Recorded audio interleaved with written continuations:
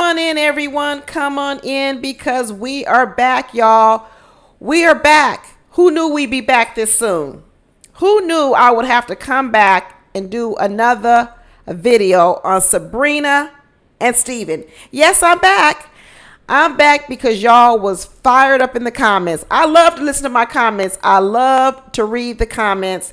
Y'all know I love to read my comments, and every once in a while, I hear some of you say some things that most of the time, you know what, I love to hear what people say. But sometimes I hear something where I go, I don't know. I think they kind of missed what I was saying.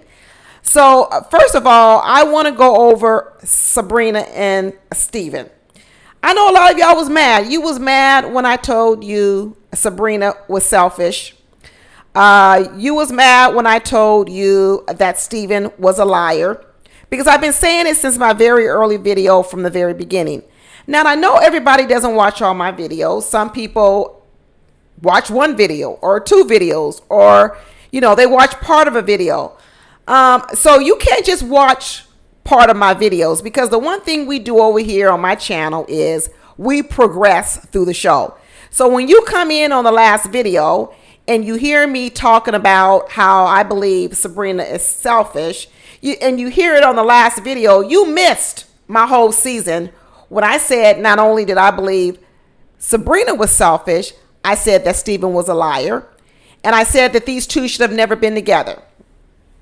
Now, a lot of you got mad. Y'all was mad at me, and you was telling me how Sabrina's not selfish, and what's so selfish about the fact that Steven wasn't carrying his weight. And I'm here to answer your questions. I'm here to answer your questions. So first of all, I want to tell you that Sabrina got scammed by a liar. And the liar is Steven, and Sabrina got scammed. So you say, well, hey, that's right.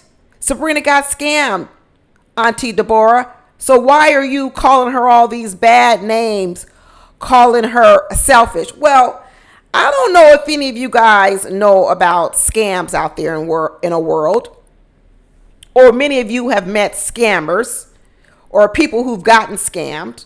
I'm sure everybody once in their life at least has gotten scammed. I've gotten scammed. Everyone's gotten scammed at least once in their life.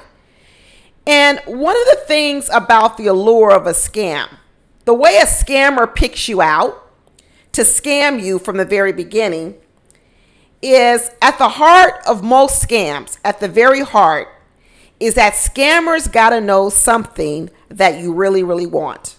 They got to know that you want it. And they know that you have a desire for it. You know, typically we talk about scams involving money.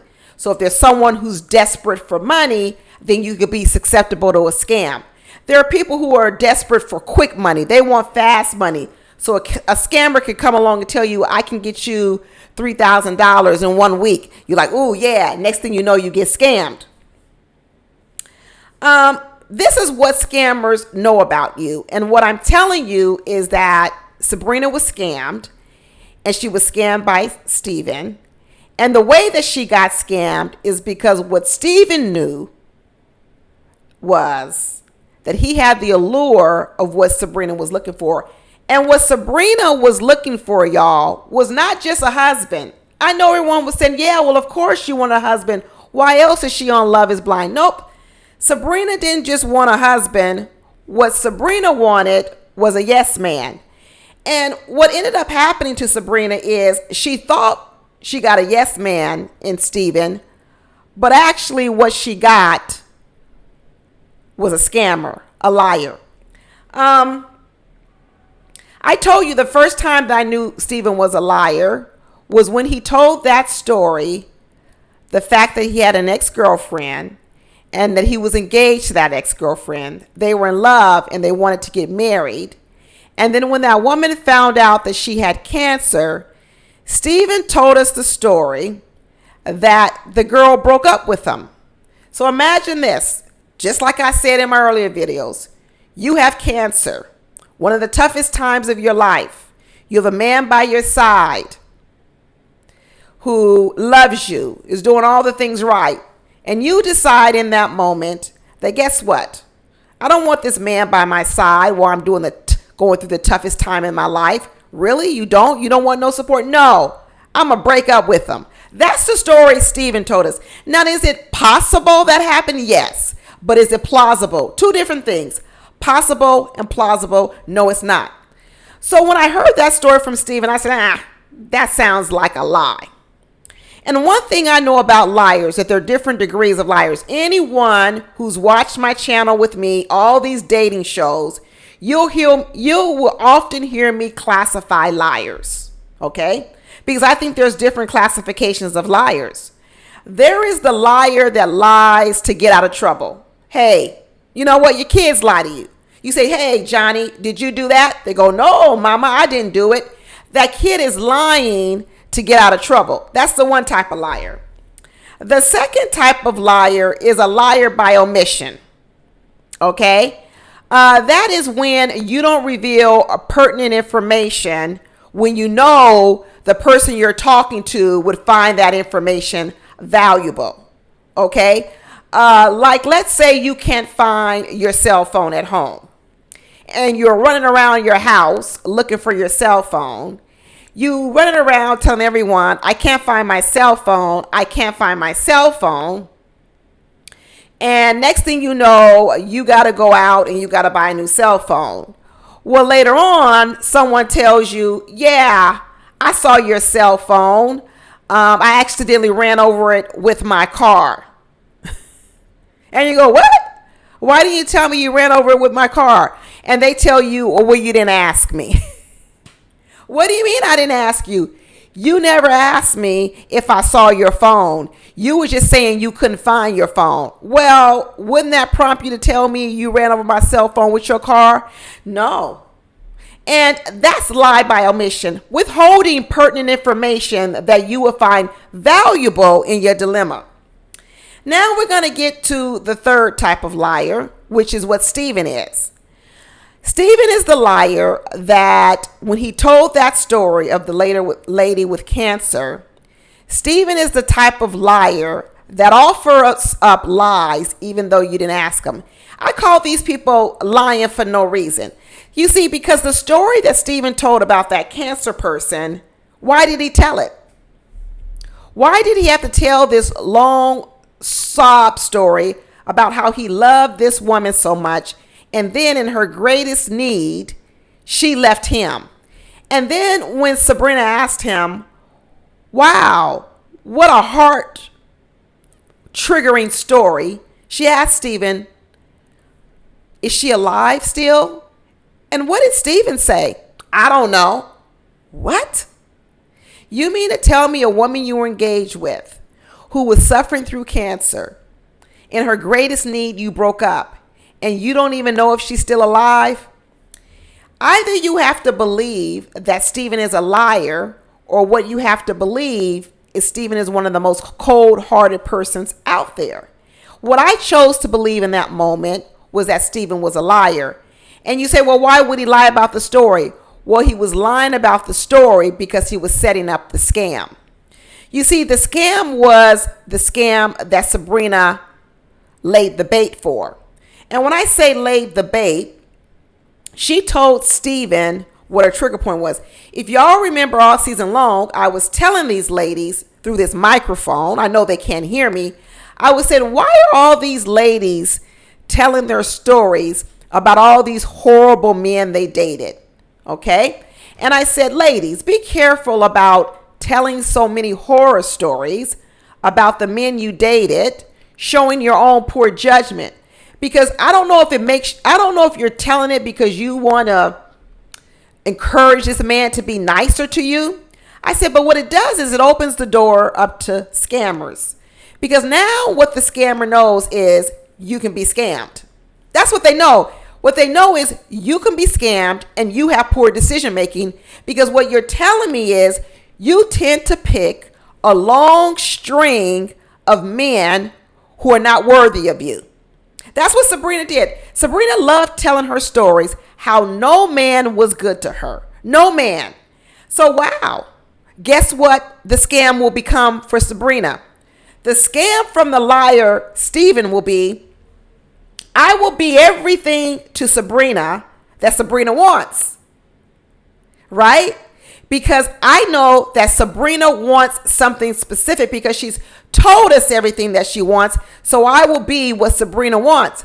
So do you have a yes man or do you have a liar? Women may say, I'm confused. I'm confused. How do you know that he's either a yes man or a liar? Well, the reason you know a scam is a scam because oftentimes most scams seem to be too good to be true. That's what most scams offer. Typically, the scammer is buttering up that scam so much, it almost becomes unbelievable. You see, Stephen wanted Sabrina to believe when he told that cancer story that he's the good guy. But yet, he actually didn't do the good thing. He left the woman with cancer and then didn't even know she was alive. But she blew past that. What Sabrina focused on was his sad sob story, his crocodile tears. And what she didn't do was she didn't vet his story. And what made Sabrina not vet the story? And this is where I'm going to get to the part of where Sabrina is selfish. First of all, Sabrina's story is that all men have treated her horribly. I took it at face value. I don't know what Sabrina was like in those relationships. I haven't heard from those men on the treatment of Sabrina towards those men. But I'll roll with you, Sabrina. I'll roll with the fact that you said all these men treated you horribly. Now remember, when you hear a person tell you people treated you horribly or people treated them horribly, it's going to come from the context of what they believe is good treatment, right? Because I could be a woman that could care less if you brought me flowers. Let's just say, for example. So if you never brought me flowers, I could care less. There could be another woman who felt that flowers were absolutely mandatory. And so I could come to the conclusion, a man that didn't bring me flowers, nothing's wrong with them. But a woman who wants flowers often would then meet a man who doesn't bring flowers and say, oh, he was a horrible boyfriend. He was a horrible husband because he never brought me flowers. So first of all, when we're judging relationships, it's got to come from the context of the people in the relationship. And the only context we have right now is that Sabrina felt all the men she ever dated were horrible. Got it. I don't know whether or not those men felt Sabrina was horrible. We just know Sabrina thought they were horrible. I got it, Sabrina. Now I get to see Sabrina in action. Because remember, a relationship, a marriage, in a lot of ways is a form of a verbal contract. It is. It's a verbal contract. It's I plan, just like vows. I promise to do this. I promise to do that. I promise to do this. A lot of the problems you guys had with me in the comments was you felt that Sabrina did all these things,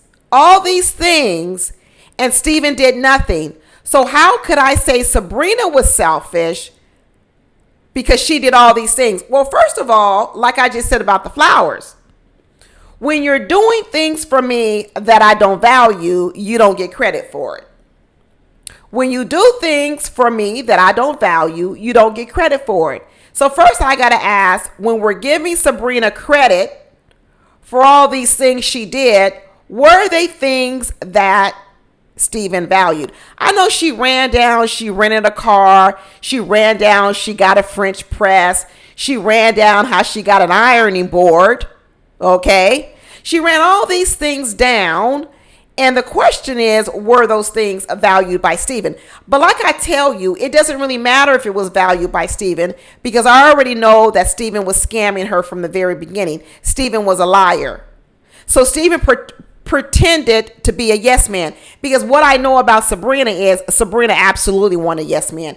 You see, Sabrina is very smart. That's one thing I'm going to tell her. She's very smart and she knows what she wants.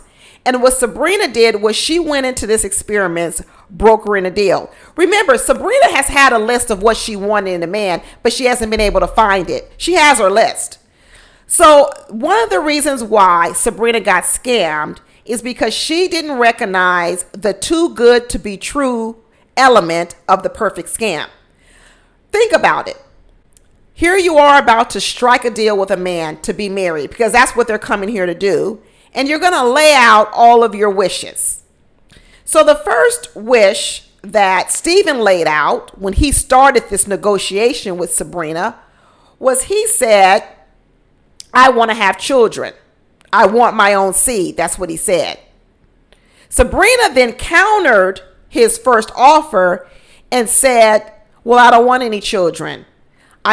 She's only 37 years old, but what Sabrina said was, there's not enough time in my eggs to have children. Well, that's not true, Sabrina. You've got enough time. But Sabrina says, I don't want to have children because I don't have enough time. So in this contract, Sabrina countered. She said, okay, well, Stephen, you want to have kids. You want to have your own seed. I'm going to counter you, Stephen. And what I'm going to offer you is I'm going to offer you either adoption or surrogacy. So yeah, Stephen, that's my counter offer to you. You want your own children. I'm going to counter you with adoption or surrogacy at best. Stephen says, I'll take it. I'll take the deal. Wow, that fast, Stephen? You mean to tell me you wanted kids, your own seed, and that fast you gave up those kids that fast in this negotiation with Sabrina? He sure did. That's the first sign of a scam.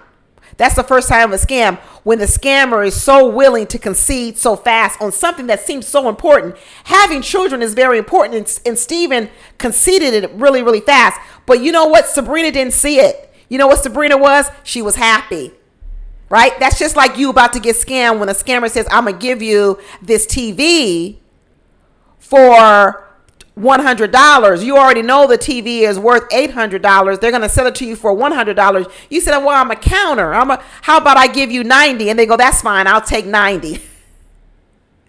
You go, wow, you was already giving me this big old 90% discount, and just that fast you came down on it. That's when you know you're getting scammed. That's when you know you're getting scammed. So when Sabrina went in and countered a grown man from wanting to have kids all the way down to adoption in less than 2 minutes, she should have known there something ain't right. That was the first time. The second thing they had to negotiate on was where they were going to live. Stephen lived in London. Sabrina lived in Belfast. Stephen said he didn't even like London, didn't even like Belfast, didn't want to live in Belfast, didn't like it. Sabrina says, I'll counter you. I'll counter you with half Belfast, half London. Stephen said, I'll take it. He said, I'll take it to Sabrina's face. But as we saw on the actual confessional cam, he said he don't even like Belfast, and they're going to have to spend the first 2 years in London. So he told us the truth, but he lied to Sabrina's face. So what happened was, when Sabrina heard him take that deal to go from, I don't want to live in Belfast, I don't even like Belfast, Belfast is too slow for me, and she counters with half Belfast and half London, and he automatically takes the deal, that's another sign of a scam. Imagine you having to move to a city you don't like even half time, and you just say, yeah, I'll do it. She should have known there was a scam. But you know why she didn't think it was a scam? Because Sabrina has been waiting for this yes man her whole life. She has been waiting for a man to actually want to live the life she wants to live, exactly the way she wants to live it.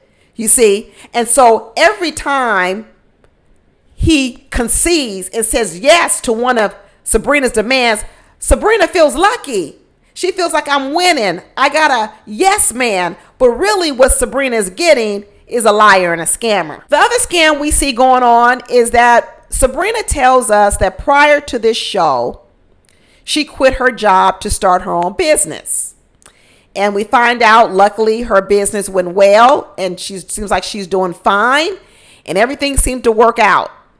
But imagine this. We sat on this show, and we talked about Benaiah not having any steady employment, being a nomad.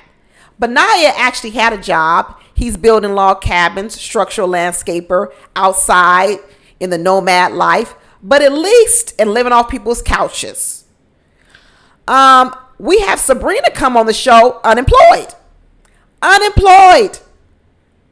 Who wants to marry a person unemployed? I know that Sabrina had these visions of starting her own company, but I just met you. I don't know if your company is going to be successful. I don't know if your company, even if you have the talent to start your own company, I don't know. I just met you. Sabrina says then, hey, I want you to, first of all, live half time in London, half time in Belfast, which means, what are you asking, Sabrina? You're asking him to give up his business half time? How can you run a gym if you're in Belfast? Well, Sabrina doesn't care about that. She just wants what she wants. She wants Stephen near her, and she doesn't want to have to live in London full time. And guess what Stephen says? Okay, I'll leave my business half time and live in Belfast half time. What? This goes back to the same story with Tom and Maria. This idea that if things are important to you, how fast are you willing to give it up? That's a red flag. That's a contradiction. If something is so important to you, you're giving it up that fast without even thinking about it. So Sabrina fell for it. Sabrina fell for, hey, this man owns a whole gym in London. And just because I told him I want him to live half time in London and half time in Belfast, he says, yes, I'm going to do it. And she believed it. You know why? Because once again, she thought she had a yes man. But what she had was a liar. Now, Sabrina comes in unemployed, no job. Unemployed, no job. She hasn't started her business yet. To most people, most logical people, they would be afraid of that scenario, marrying a person with no job. We're over here warning Nicole about Benaiah. Why wasn't anyone warning Stephen about Sabrina? You know why? Because I guess it's okay that the woman's unemployed and the man is saying he's going to provide. Sabrina didn't question it. What made you take that deal so fast to automatically start deciding that you're going to start possibly having to carry a financial load for Sabrina? Now, we know it didn't turn out like that because Sabrina's career, her business took off. Even Stephen told us that. But going in, knowing that you're sitting talking across from a person who has told you, I quit my whole job. And now you're saying, do I want to marry an unemployed person? But guess who took the deal? Stephen. So once again, who's happy? Sabrina. I got another yes man. So I got a yes on the kids. I got a yes on where to stay. I got a yes on him quitting his career and moving in Belfast half time. And I got a yes on the fact that I'm unemployed, but he's still willing to marry me. Sabrina is thinking she's about to get a $700 TV for $90. Now, there is something about a lopsided contract. And this is why I don't give Sabrina a pass. But let me go back. I forgot one last scam. The scam was, remember when Sabrina was talking about family and friends are so important. Family and friends are so important. If you remember, one of the arguments they had on this sort of reunion was that Stephen was supposed to come to Belfast, where Sabrina's family and friends are. Woo! He agreed to come to Christmas in Belfast. Where did they spend Thanksgiving, I wonder? Did they split the holidays? Or did Sabrina just say, I want you to come to spend Christmas with my family and my friends? And Stephen the scammer said, okay. And then when it came, he said, no, I can't do it. 2 days before, like I said, Sabrina thought she was getting a $700 TV for $90 and she got scammed by a liar. But I'm going to go back to why I don't give Sabrina a pass. This is where y'all got mad at me. Because there's something in contract law. I don't know if there are any lawyers out there, but there's something about surrounding a lopsided contract. Okay? If you write a contract in which the primary beneficiary of that contract is you, you know what that other person can do? Sometimes they can breach that contract. And when you try to sue them for breach of contract, they can say, well, it was such an egregious lopsided contract, I can't be held to it. So he said, well, wait a minute. You signed up for it. You signed this contract. Doesn't matter. Doesn't matter. They do it with older people. Doesn't matter. You can have a 70-year-old woman sign a contract, and all she can say is, you know what? I didn't know what I was signing up for. It was so egregious. If I really had known this is what this contract was, I would have never signed it. And there is such a thing. And what I'm going to tell you about people who write lopsided contracts is embedded in a person who writes a lopsided contract is greed and selfishness. I know you all don't want to hear it. Embedded in it is greed and selfishness. And let me tell you what also makes you susceptible to a scam: greed. You see, Sabrina got greedy in terms of who she wants for a mate. She's not thinking realistically. What she's thinking is exactly what she wants. And so what makes her susceptible to a scam is when she lists everything that she wants, as egregious as it may seem to most of people, like it does seem to me, she didn't care. She still wanted it for herself. And the minute she found a person to tell her yes, she went right along with it. You see, if Sabrina had really just paid attention to Stephen, she would have known that Stephen wasn't right for her. Sabrina got a whiff that Stephen wasn't right for her. You know when she got a whiff of it and she blew right past it? I'm going to tell you. It was when she had on that one piece and Stephen had on those Speedos. Seems like a small moment. If y'all remember, I was calling him Speedo Steve and I was calling her One Piece Sabrina. Right then and there, Sabrina should have said, I'm a pretty regimented person. I'm a pretty straightforward person. Do I really work with a man with Speedos? No.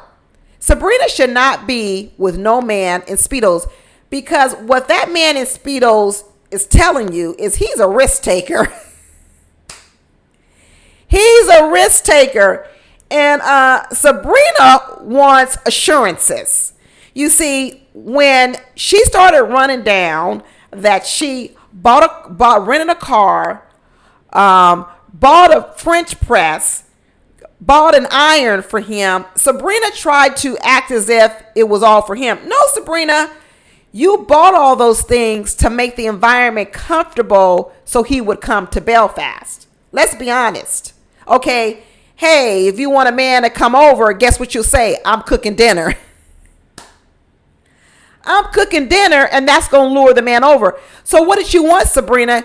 You wanted him to come to Belfast, not have any transportation, can't iron his clothes, and what? He can't make no coffee? Was that the original deal that you wanted, Sabrina? For him to just show up at your house and you not have no accommodations for him whatsoever? Let me tell you something. When I have guests come to my house, I always make sure that I have something stocked in the kitchen, in the refrigerator that they might like. I don't look at that as nothing special.